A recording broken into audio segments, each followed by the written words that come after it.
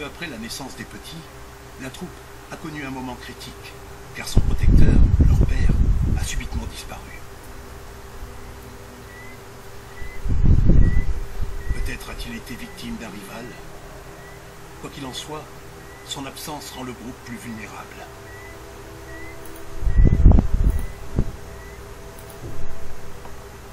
Sans père pour les protéger, les lions secourent de graves dangers.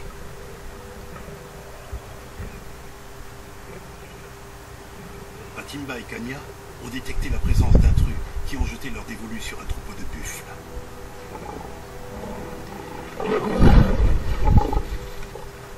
Un bufflon est déjà étendu au sol. La plupart du temps, les buffles se montrent impitoyables lorsqu'il s'agit de défendre leur progéniture. Mais ce lion ne se laisse pas impressionner. Il peut encore compter sur ses deux frères pour protéger ses arrières. Les trois jeunes nomades cherchent une troupe pour en prendre la tête.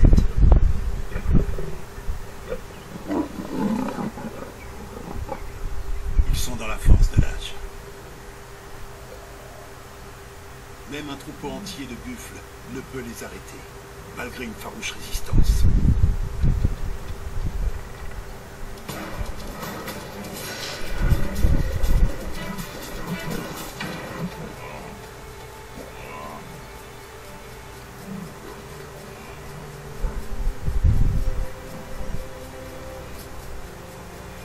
Ces bovidés sont des animaux imposants et puissants. Ils peuvent se risquer à affronter un lion.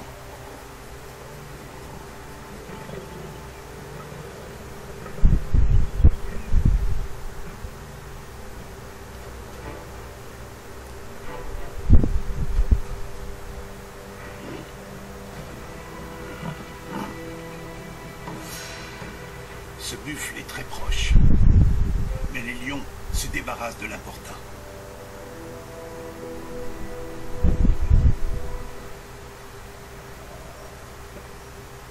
Les trois frères ont 5 ans et sont au sommet de leur puissance. Ils forment un trio invincible et sont prêts pour avoir leur propre troupe et leur propre territoire. Les buffles se rapprochent une nouvelle fois.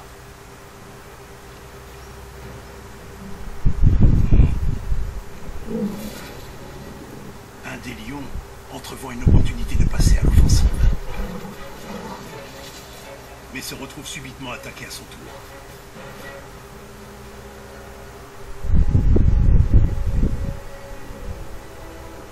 La mère du bufflon ne peut se résoudre à abandonner son petit.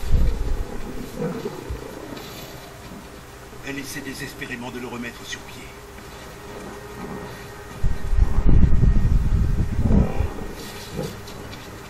Mais il est trop tard.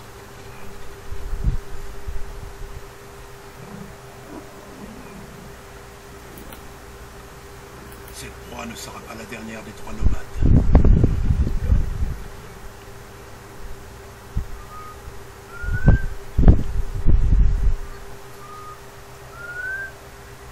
Les lionnes peuvent déjà flairer les effluves des envahisseurs, portés par le vent qui se lève. Ils rôdent dans les alentours. Mais où exactement?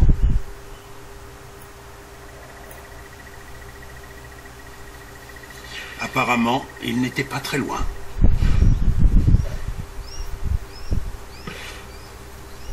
Kanya flaire l'infime trace odorante qu'ils ont laissée et l'analyse avec minutie.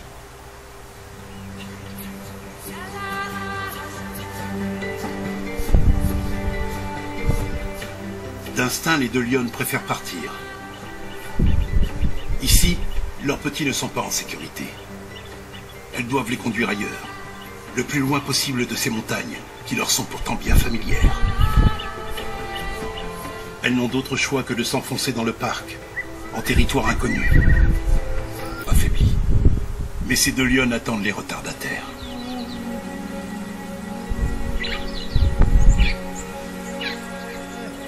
Elles savent d'instinct que si elles ne tuent pas une proie rapidement, leurs petits ne survivront pas.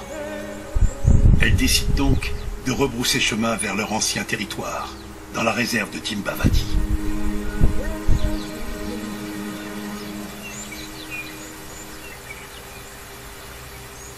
Nkani doit absolument avaler quelque chose. Mais sa mère n'a presque plus de lait.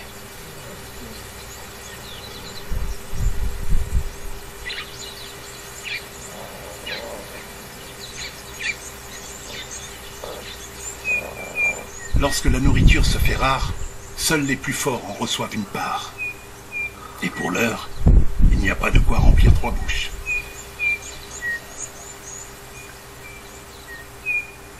Mais les lionnes ont peut-être une solution. À une demi-journée de marche, se trouve un point d'eau où un troupeau de buffles vient quotidiennement étancher sa soif. Le défi est de taille pour les lionnes. Les félins vont devoir se faufiler auprès des ruminants cornus et agressifs. Un animal blessé représente une proie facile. Tant qu'il reste à couvert au milieu de ses congénères, il est en sécurité. Mais l'immense troupeau doit poursuivre sa route vers les prairies, afin que tous ses membres trouvent de quoi se nourrir.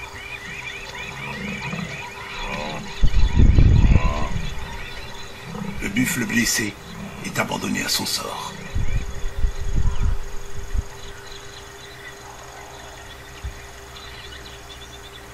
Pour les 3 mois à venir.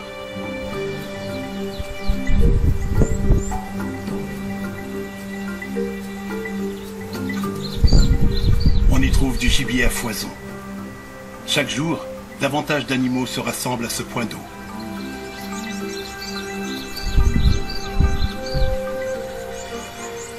Et bien sûr, il y a toujours un prédateur à l'affût d'une proie.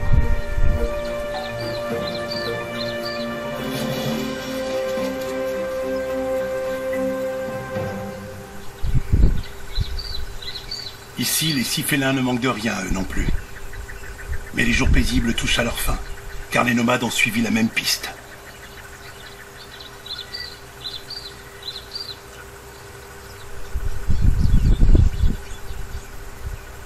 Les 3 frères sont venus dans le but de chasser.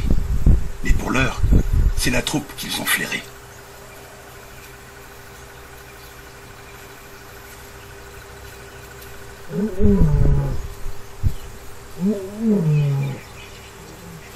Leurs rugissements mettent les lionnes et leurs petits en alerte.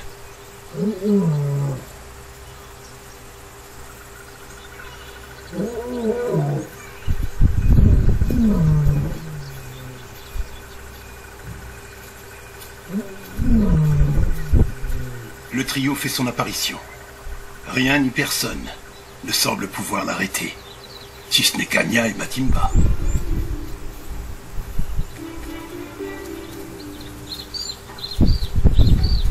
Les 2 mères laissent leur progéniture en retrait pour faire face aux 3 mâles.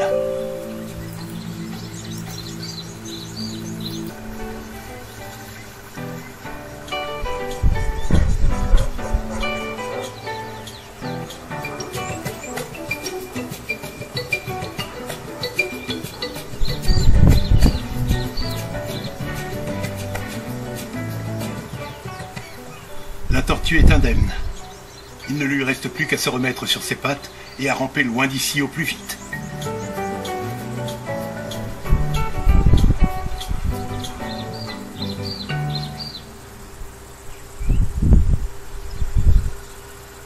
Nous sommes à présent en décembre. Les lionnes blanches ont 18 mois et leur coup. Mais redescendre sera une autre paire de manches.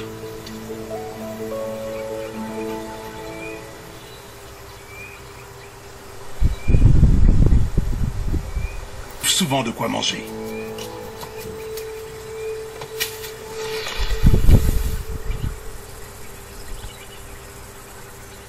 Avoir grimpé inlassablement aux arbres étant jeune va enfin s'avérer profitable.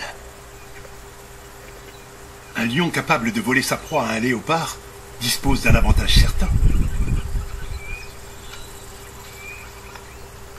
Shinga n'est peut-être pas une grimpeuse hors pair, mais elle parvient à ses fins.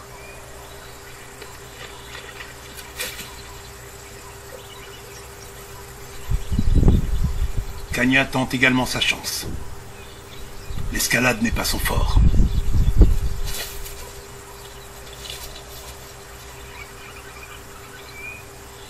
Le morceau de viande est néanmoins trop alléchant. Certes, la lionne ne sait pas grimper comme les jeunes, mais rien ne l'empêche de sauter.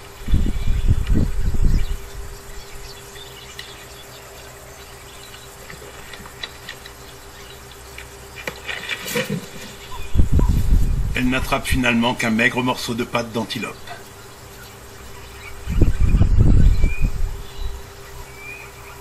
C'est maintenant au tour de Chikota.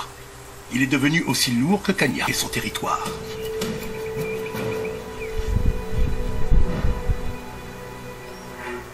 La petite lionne s'est muée en une grande féline courageuse.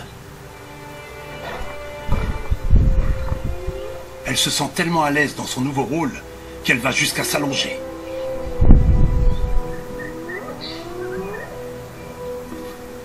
Les hyènes interprètent son comportement comme un signe de faiblesse.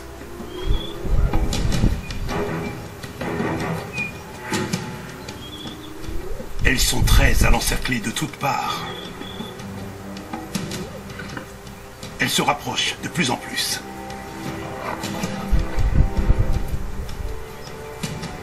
Kani les laisse venir, avant de bondir sur elles comme l'éclair.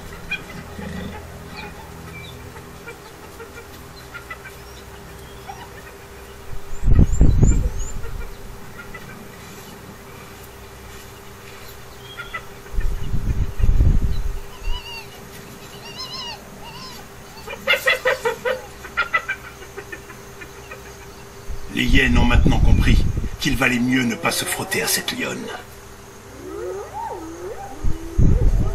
Les jeunes lions sont désormais suffisamment expérimentés pour trouver eux-mêmes leur proie et défendre leur troupe.